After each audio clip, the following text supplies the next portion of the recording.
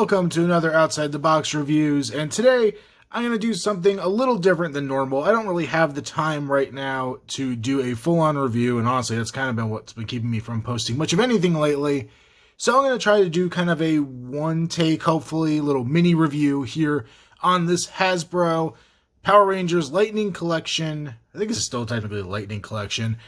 King Sphinx figure, or the Dora Sphinx, if you're going by the Zyuranger names, which I'll probably just alternate back and forth between the two names as I go.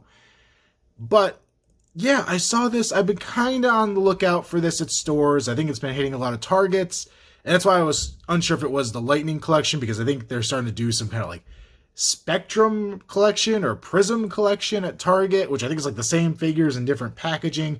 I'm kind of confused and haven't really done the research on it all that well. But I knew these were hitting shelves. This and the Pumpkin Wrapper are the first two in this like giant monsters line they're doing, or mini line. So it's really a deluxe figure. They go for like $5 to $10 more than an average figure. And they are larger than an average figure. I'll just drop it in here right now and drop the figure in the process. But I'm going to bring in the Goldar. Of course, the one day I try to film something, my neighbors upstairs are being incredibly loud, so I hope you guys can't hear that the whole time. But yeah, bring in Goldar Grifforzer, I think is the Japanese name of him, whatever. But this is the original release with the wings. I believe the re-release is the exact same figure minus the wings, so we shouldn't have any difference. But these two appeared in the first episode of Power Rangers. I think it was like the few episodes in on Zyuranger, but they were the same height, right, on the show. And obviously, Goldar is significantly smaller than King Sphinx here. So that's kind of a disappointment. I was hoping they would have kept them in scale with these figures so that you could do a display, you know, using them either way. And really, so far, I think Goldar is the only one that would really fit that. Or did Lord Zed go giant at some point?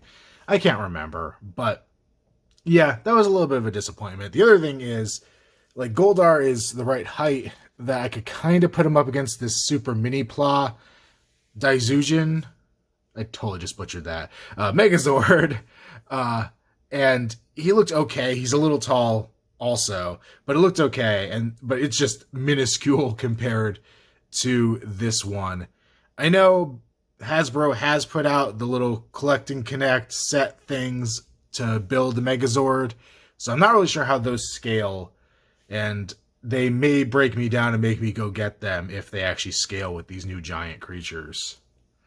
But let's pull them aside here. We could look at the main thing here. And really, the reason I wanted to talk about it is because I was really impressed with what Hasbro did on this figure. Like, really, honestly, $30 isn't asking a lot, considering that Marvel Legends and Black Series and stuff have kind of been going for like 20 to 25, depending on where you find them.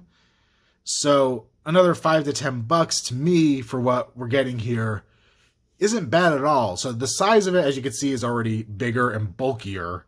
You know, this is something more like we'd see with a Build-A-Figure type thing. And I guess that's kind of what Legends has been doing for the Build-A-Figures that are being sold just as individual figures. I think they're usually about 30 to 40.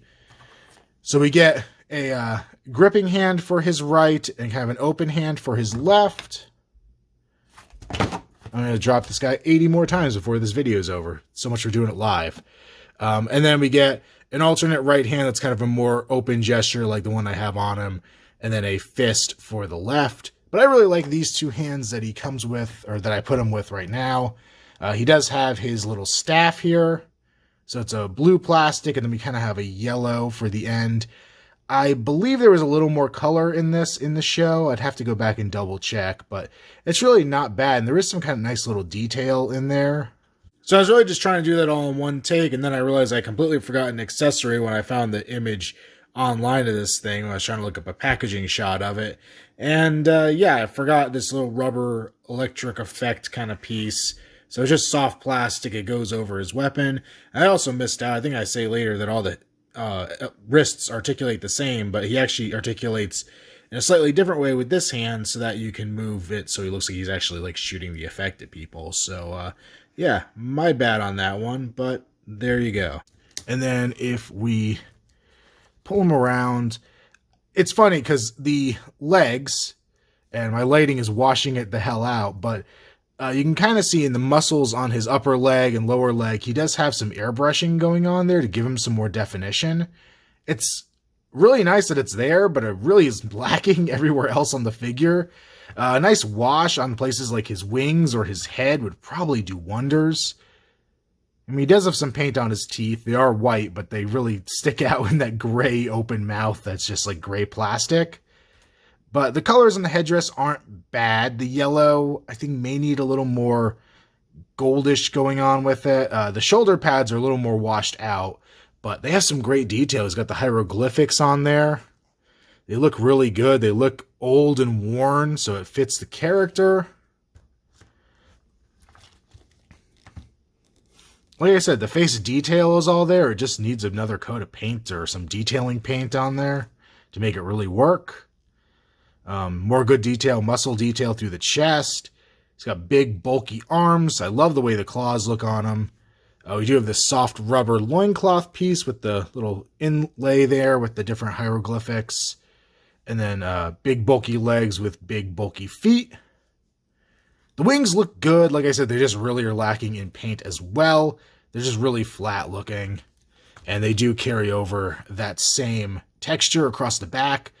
I did have issues with this at first, getting them to peg into his back. When I pulled them out of the packaging, they popped right off. I'm not even really sure if they were connected to begin with.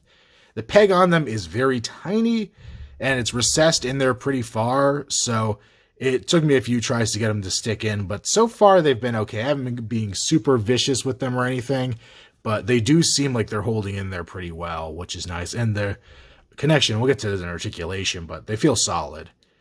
And then we do have his little tail with a little bit of hair at the end coming down the back.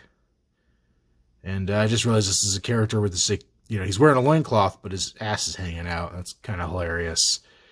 So for articulation, we have, I guess it's kind of a ball, it's a hinge and ball joint here at the neck. So you can go side to side. You could pivot just a little bit, hindered by the head, even though this is softer rubber. His chin isn't super soft rubber. It can hinge forward and back, but that's about as far up as I could get it to go right now. So you can't really look up. You can just look ahead, and you can look down a little bit. But side to side motion isn't bad at all. The arms, so the shoulder arm removes with the arms. So let me take this cane out of his hand, or just do the other arm. How about that? So the arm could go pretty much 360 here. It can go out to the side. Not tons. Trying to see if it's just being hindered by the armor. It really doesn't seem like it wants to go up much further than that. So it is a little limited going out to the side. We have a bicep swivel. We got a nice chunky double jointed elbow. And we can swivel and hinge there at all the wrists. The torso was really surprising. He has a ball joint at the upper torso, so you can move that side to side, forward and back, tilt with it. And then he actually has a standard crunch there in the middle, like you get on Marvel Legends. And, okay, so there's no joint below that. I was thinking it might be a waist joint, but still, that's a lot of articulation in his torso. So you could get him bending very far back and really far forward. So that's fantastic. We'll spin them around and look at the wings like I was going at before. So you could swivel these side to side, and then you could hinge them on the axis you'd expect to hinge them on, I guess. So a decent range of articulation there. The legs can kick forward. They could go not very far back. It's limited by the solid butt plastic there. They go decently out to the side. It's not too shabby. This joint feels loosest out of all the joints on this guy. Most of them are very nice and tight. This feels a little wobbly. We could swivel at the upper leg. Another nice tight double jointed knee there that goes very far back. And then I really like the ankles. So we have a swivel here at the upper ankle, I guess you'd call it. And then we have the hinge and pivot there at the bottom. So you break up those two bits of articulation. Gives them a really nice solid range of motion there at the foot. And the thing that really surprised me is at the tail, we actually have a ball joint. So the tail can raise up going pretty much straight back.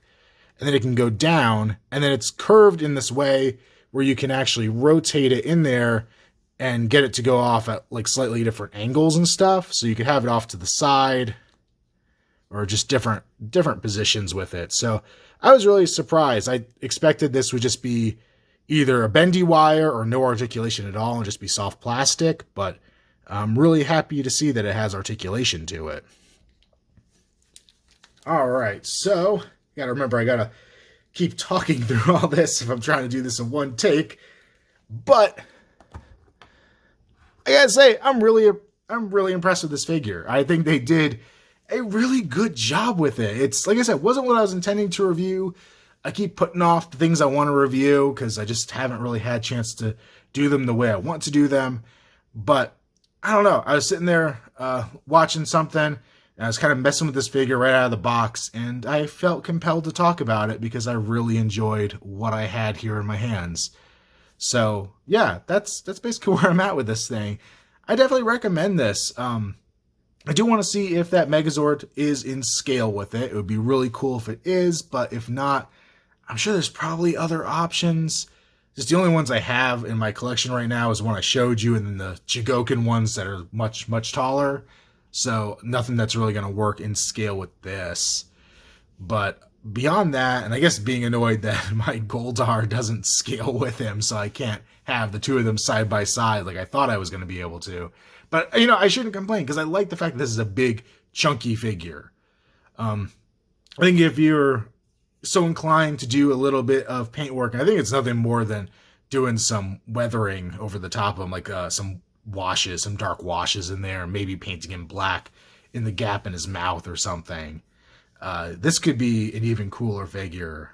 And yeah, I'm curious to see what else we got. I did also pick up that pumpkin wrapper figure. I was not so moved with that one that I felt like I needed to do a video on it. It's fine, but this guy right here I think is a bit of a gem. So yeah, recommend this guy, and I'll see you all in the next one. Later.